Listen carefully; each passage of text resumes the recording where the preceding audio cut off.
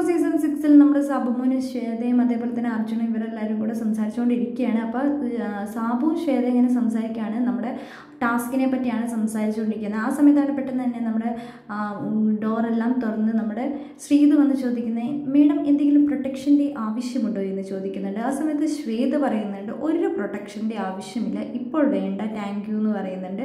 അപ്പോൾ വേഗം തന്നെ ശ്രീതു അവിടെ നിന്ന് ഡോർ അടച്ചിട്ട് പോകുന്നുണ്ട്. നമ്മുടെ അർജുൻ അവിടെ നിന്ന് നോക്കി ചിരിക്കുന്നുണ്ട്. എന്താണെങ്കിലും ശ്രീതു വേഗം അവിടെ നിന്ന് ഓടിപ്പോയി നമ്മുടെ ശ്രീരേഖ ചേച്ചീൻ്റെ അടുത്ത് പോയി നിൽക്കുന്നുണ്ട്.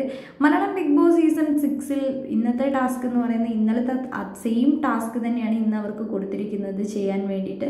അതുകൊണ്ട് തന്നെ ഇന്ന് ബിഗ് ബോസ് വീട്ടിൽ പല പ്രശ്നങ്ങളും രൂപപ്പെടാൻ സാധ്യതയുണ്ട്.